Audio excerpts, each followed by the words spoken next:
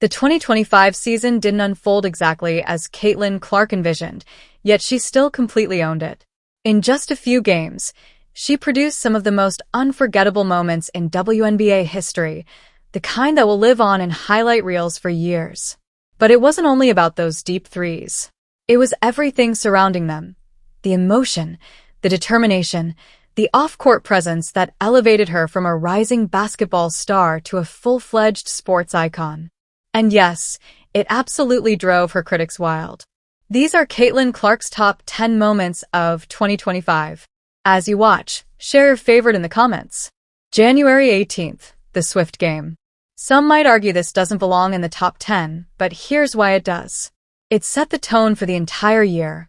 After her rookie season, fans had gone the longest stretch without seeing Caitlin Clark play. Some thought the Caitlin Clark effect was fading. Then came a sight no one expected: Clark, a lifelong Chiefs fan, attending a game beside global superstar Taylor Swift. And this wasn't just a quick selfie or polite greeting. They spent hours chatting, laughing, and genuinely connecting. Social media went into a frenzy. For a full week, it was all anyone could talk about. Coincidentally, this happened the same week Unrivaled, the new player-run league Clark had declined to join, officially launched. Guess which story dominated the headlines?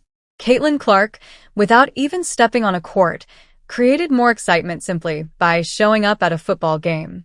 It set the tone for everything that came after, a clear reminder that Clark mania was far from over. Give it up for the Fever. We're playing a game right here, baby. Woo! We're coming to town. You better save up, because I bet it's going to be pretty expensive, but... The noise wasn't fading. It was only growing louder. February 2nd, Hawkeye history. In front of a packed house of 15,000 fans at Carver Hawkeye Arena, Iowa officially retired Caitlin Clark's iconic number 22 jersey. She wasn't the first Hawkeye to receive that honor, but this moment had to make the list. It marked the perfect conclusion to one of the most extraordinary college careers ever. 2 national title runs, legendary performances, and enough broken records to fill an entire museum. It reminded everyone why 18.9 million viewers watched her 2024 March Madness final, and why people still care about her every move, even at a Chiefs game. Those 4 years weren't just memorable for Iowa, they changed women's basketball forever. The impact continues to lift both the WNBA and the Hawkeye program even now. And beyond nostalgia, this ceremony wasn't just a farewell. It was the official bridge to the next chapter of her basketball journey. She's built for big moments. She knows how to command the spotlight, and when it's time, she delivers. Over 1.3 million viewers tuned in to witness yet another unforgettable Caitlin Clark performance. But that was just the beginning. May 17th, Skyfall. Game 1 against the Chicago Sky. Caitlin Clark versus Angel Reese. The rivalry everyone wanted and the league couldn't get enough of. Commissioner Kathy Engelbert loved it so much, she scheduled them to face off 5 times in the season. Ironically, that decision may have been what pushed the Fever toward their playoff run. Because this game, like many to follow, was pure dominance. In her first official game in more than 6 months, Caitlin delivered an opening statement that shook the league. 20 points, 10 rebounds, 10 assists for blocks, and 2 steals, a triple-double masterpiece right out of the gate. The numbers off the court were just as jaw-dropping: 2.7 million viewers on ABC, making it the most-watched WNBA regular season game in 25 years. But the drama didn't end with the stats. After Angel Reese got physical fighting for a rebound, Caitlin answered with a hard foul on the next play. Reese jumped up, ready to confront her. And honestly, that's part of the game. Emotions run high, competitors clash, and that's what makes it real. The real issue wasn't what happened on the court, it was everything that followed off it. The backlash was immediate. The Kate hate hit an all-time high. Fans accused Caitlin of padding her stats just so Barstool's Dave Portnoy could win a bet. Then came the league's so-called hate speech investigation, supposedly triggered by audio clips from YouTuber Flight Reacts being played through the arena's speakers. Even the Sky's own coach admitted he only found out when the news broke publicly. Things spiraled fast. Some people even demanded that the All-Star game be moved out of Indianapolis, claiming it wasn't safe for players. Online, the Fever's players and fans were being dragged through the mud, yet the league stayed silent. It felt like another slap in the face to the people actually fueling the WNBA's growth. And the setbacks kept coming. May 28th, the first injury. After a few quieter games, the news broke. Caitlin Clark was sidelined with a quad strain. It didn't feel real. This was someone who had never missed time, not in college, not as a pro. She'd taken every hit, every shove, every foul, and always bounced back. Until now. At first, it didn't sound like a top moment, definitely not something to celebrate. But what followed became the league's wake-up call. The illusion that Caitlin's presence didn't change everything completely shattered. The instant she stepped off the floor, reality hit hard. Ticket prices dropped overnight. TV ratings plummeted 55%. The buzz was gone. Her absence didn't just leave a hole, it exposed how much of the league's energy, attention, and success was built around her. Nemesis JCS Sheldon. This was meant to be the wake-up call, the moment the WNBA finally understood that when a player is carrying the future of your league, you protect her. What followed would make that lesson impossible to ignore. June 14th, the comeback. The wait was finally over. Caitlin Clark returned, and she wasn't easing back in against a struggling team. She was facing the 9-0 New York Liberty, the league's hottest squad. What happened next was the biggest statement of her career. Clark exploded for 32 points, drilling 7 of 10 from deep. But it was one stretch that defined the night. In just 38 seconds, she buried 3 straight logo threes, turning a tied game into a 102-88 blowout. A staggering 2.8 million viewers tuned in on ABC, making it the third most-watched WNBA game ever on the network. That was the night Caitlin Clark erased all doubt. She's the league. The story couldn't have been written officiating. But this moment earned it. Then came the full-body check. Forward Marina Mabrey slammed into Caitlin, sending her crashing hard to the floor. No ejection. No technical. Just another night of classic WNBA's place in history because it woke up the beast.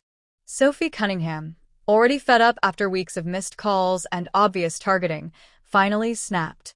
Late in the game, when JC Sheldon drove to the rim, Sophie met her midair and sent her flying to the hardwood. And when Sheldon got up, Sophie didn't back off. She locked her in a headlock. That's when fans learned Sophie Cunningham was a black belt. Instantly, her legend was born. Her jersey sold out in minutes, her followers skyrocketed, and fans across the country were united in one reaction. Finally, someone fought back. This wasn't just a highlight, it was a turning point. Sophie became the voice for every player and fan who'd watched Caitlin Clark get targeted all season. She launched a podcast days later, taking direct aim at the league, the refs, and even Commissioner Kathy Engelbert herself. It was raw, fearless, and long overdue. And maybe, just maybe, this will be remembered as the spark that forced the league to confront the truth and finally change. July 1st, the Commissioner's Cup triumph. Just weeks after the Connecticut chaos, Caitlin Clark was sidelined again, missing both the All-Star game and the Commissioner's Cup final against the Minnesota Lynx. Most people wrote the Fever off. But what happened next proved this team's resilience. On July 1st, without their superstar, the Indiana Fever stunned the league, beating the Lynx 74-59 to win the Commissioner's Cup. And while Clark wasn't on the floor, her fingerprints were all over that victory. Without her 32-point masterpiece against the then-undefeated Liberty, they never even reached that stage. So when people say it's just an in-season tournament, remember it was also proof that Caitlin's impact runs deeper than the stat sheet. But with $500,000 in prize money on the line for players earning less than a car wash manager at Bees, this victory meant everything. For Caitlin, even while watching from the sidelines, it was absolutely one of her top 10 moments, the spark that proved the Fever could surprise the league again and again.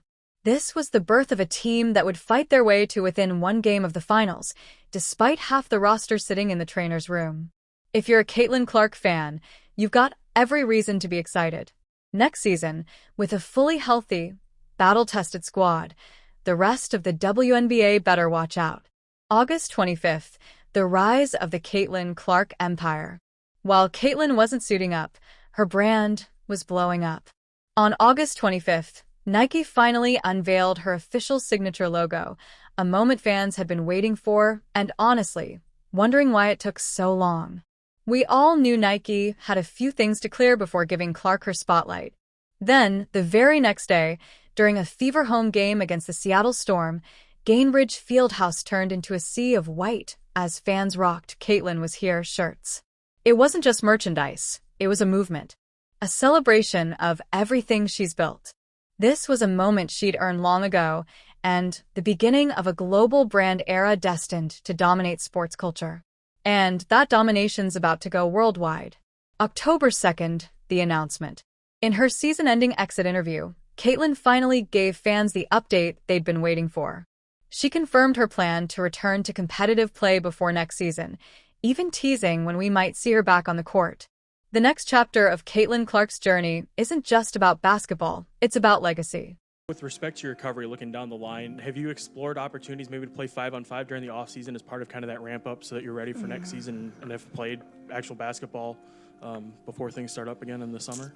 Yeah, I mean, I think you always explore every opportunity, and I haven't made any decisions, and I don't know, what that's necessarily going to look like for me. Like I said, there's some USA basketball stuff that is probably my top priority right now that I need to prepare for, and I think that will help me prepare for next season too.